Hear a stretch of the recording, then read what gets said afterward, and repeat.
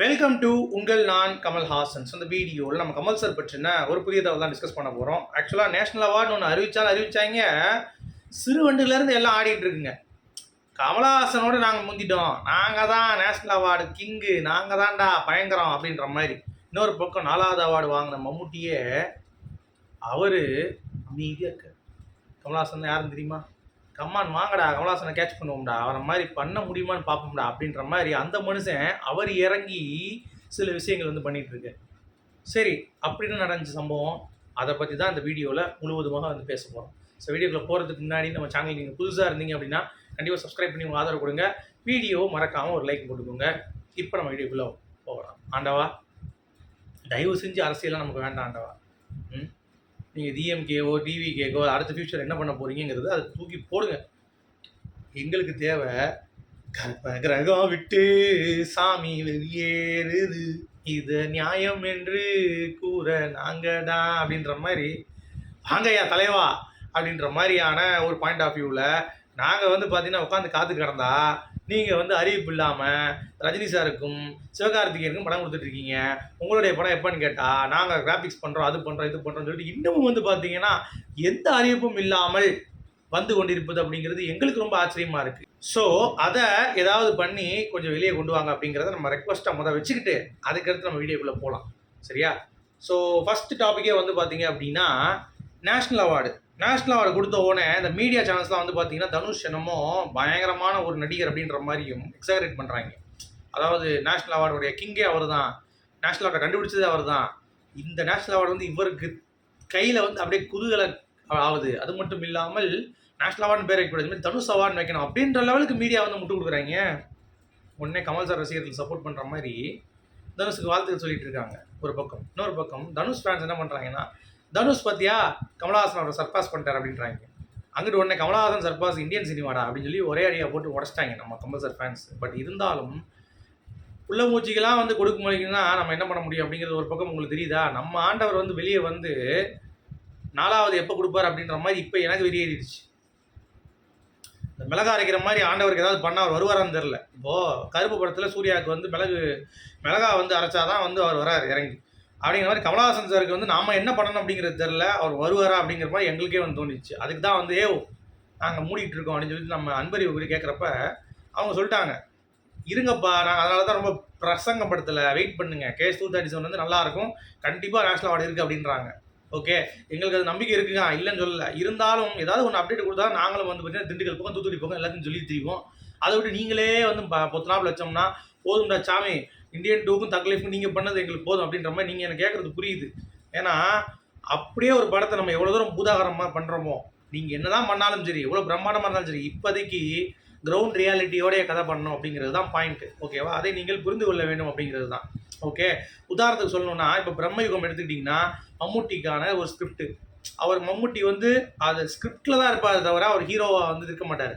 But இந்த லோகேஷ் வந்து நம்ம உள்ளே விட்டதுனால கமல் சார் ஆக்ஷன் ஹீரோ மாத்திரன்னு சொல்லிட்டு கமல் சாரோடைய யூஸ்வலான டெம்ப்ளேட்டே வந்து மறந்துட்டாங்க. இப்போ தான் பேக் டு பேக் வந்து வராப்பில், இதான் ரியாலிட்டி, நம்ம இப்படி தான் பண்ணணும், நம்ம மாஸில் வந்து பார்த்தீங்கன்னா ஏதோ ஒரு படம் வந்து ஓடும் அப்படின்றத கமல் சார் இப்போ தான் புரிஞ்சுப்பார். ஏன்னா மாஸ் ப்ளஸ் கிளாஸ் தான் கமல் சார், கிளாஸே வரலையே, வெறும் மாஸாக இருக்குது அப்படின்ற மாதிரி இருக்கிறப்ப நம்ம அதற்கான ஒரு தேடலில் உள்ளே இறங்கி வரணும் அப்படிங்கிறது தான் பாயிண்ட். ஆனால் இந்தியன் 2 அதை வந்து விருப்பப்பட்டு தான் பண்ணுறேன். ஆனால் எனக்கு தெரிஞ்சு இந்தியன் 2 ஒரே படமாக இருந்திருந்தா, இந்தியன் 2 இந்தியன் 3 சேர்த்து ஒரு படம் பண்ணியிருந்தாங்கன்னு வைங்களேன், சூப்பராக இருந்திருக்கும். நான் இப்பயும் சொல்கிறேன், சரியான ஹிட்டு தான். சங்கர் சாருக்கு வந்து வேறு லெவலில் இருந்திருக்கும். பட் ஆனால் அது வந்து அவருக்கு நேரம் தெரியல போல தெரியுது அவன் சங்கர் சாருக்கு. அதனால் அவர் இப்போ வந்து புது படம் எடுக்க போகிறாராம். அதனால் அதுவும் வந்து முடிஞ்சு போச்சு. இப்போ நம்மளுடைய எண்ணம் வந்து பார்த்திங்கன்னா முழுக்க கேஸ் 237 மேலே தான் எண்ணங்கள் இருக்குது. சரி, அதை விடுங்க. தனுஷ் ரசிகர்கள் இப்போ கோவப்படுறாங்களோ, நம்ம கமல் சார் ஃபேன்ஸ் வந்து எப்பா நீங்கள் கொண்டாடிக்கோங்கப்பா, எத்தனை அவார்டுனாலும் வாங்கிக்கோங்க, நீங்கள் உங்கள் பெஸ்ட்டாக வச்சுக்கோங்க, எங்களுக்கு தேவையில்லை, எங்களை அப்படி தான் வந்து வளர்த்துருக்காரு கமல் சார் சொல்லி ஃபேன்ஸ்ன்னு சொல்லிட்டு அப்படியே போயிட்டுருக்காங்க நம்ம ஃபேன்ஸு. எனக்கு அதை பார்க்கும்போது ரொம்ப ஆனந்தமாக இருந்தது. பரவாயில்லையப்பா, Kamal sir fans, Kamal sir வந்து எப்படி வந்து டியூன் பண்ணி வச்சுருக்காரு அப்படின்ற மாதிரி ஒரு ஃபீலு. உடனே பேசுகிறதே கிடையாது, வாசன் சார் மிஞ்சிட்டார் தனுஷ்ன்னு சொல்லி பேசினாங்கன்னா ஒரே ஒரு ட்வீட்டு தான் போடுறாங்க தூக்கி நம்ம கமல் சார் ஃபேன்ஸ். தனுஷ் சொல்லியிருப்பார், எங்கேயாவது ஸ்டூடெண்ட் யூனிவர்சிட்டியும் கம்பேர் பண்ண முடியுமா? நான் ஸ்டூடெண்ட்டுங்க, அவர்கிட்ட படிக்கிற ஸ்டூடெண்ட், அவர் யூனிவர்சிட்டிங்க, அவர்கிட்ட போய் நம்ம போய் மோத முடியுமா அப்படின்ற மாதிரி அந்த கிளிப்பை போட்டு தாக்கிட்டு இருக்காங்க. விளங்குச்சு போ அப்படின்ற மாதிரி நமக்கே ஒரு ஃபீல் ஆகி போச்சு. அந்த அளவுக்கு வந்து பார்த்தீங்கன்னா, கமல் சார் ஃபேன்ஸ் வந்து அடிச்சு அவங்கள வந்து படுத்துடுறாய்ங்க, படுக்க வச்சுடுறாய்ங்க. இன்னொன்னு, இவங்க என்னமோ நேஷனல் அவார்டு வந்து பார்த்தீங்கன்னா, நடிச்சு உசுர குடுத்து பண்ண மாரி பேசுறாய்ங்க. ராயனா அந்த படம் வந்து பார்த்தீங்கன்னா, ஒரு கேவலமான படம் தனுஷ் படத்துல. அது அவனே இப்போ கேட்டீங்கன்னா, தனுஷே போய் கேட்டீங்கன்னா, "எப்பா உங்களுக்கு ஓகேவா நேஷனல் அவார்டுன்னு கேட்டீங்கன்னா, இந்த படத்துக்கா?" அப்படின்ற அவரே போய் சொன்னாப்ல. அப்படிப்பட்ட ஒரு படத்த எடுத்து வச்சுட்டு, இவங்க வந்து பார்த்தீங்கன்னா, என்னமோ வந்து பயங்கரமா நாங்க நேஷனல் அவார்டுன்னு ஒரு படம் எடுத்திருக்கோம் அப்படின்ற மாரி உருட்டுறது அப்படிங்கிறது, நம்மளால ஜீரணிக்க முடியல அப்படிங்கிறது தான். ஓகே. ஸோ இது ஒரு பாயிண்ட் ஆஃப் வியூ. ஸோ யூனிவர்சிட்டிக்கு எப்பயுமே நீங்க வரலாம், கத்துக்கலாம். அவார்டு வாங்கிட்டு யூனிவர்சிட்டி தான் நானு அப்படின்னு சொல்ல முடியாது. நீங்க ஸ்டூடெண்ட் தான். கத்துக்கோங்க அப்படின்ற மாரி நம்ம சொல்லி அனுப்பிட்டோம் அவங்கள. அடுத்து நம்ம மம்முட்டி, கமலஹாசன் சார அப்பயே போட்டிக்கு கூப்பிட்டுருக்காரு அவரு. உங்களுக்கு தெரியுமா? இப்ப கமல் சாருக்கு 50வது ஃபங்க்ஷன் கொண்டாடினாங்களே, அப்பயே சார் இப்போ நம்ம 3ல இருக்கோம். அடுத்த நாள் யார் சார்? பார்ப்போம் சார், வாங்க சார் அப்படின்னு இருக்காரு. கமல் சார் தான் சீரியஸாக எடுத்துக்கல போல. மம்முட்டி இறங்கி அடிச்சிருக்காப்புல. நான் எடுத்து வாங்க விட மாட்டேன்னு சொல்லி வெறுமையத்தில் வாங்கிட்டு போயிட்டாப்புல அவர். கமல் சார் சும்மா இருப்பாரா?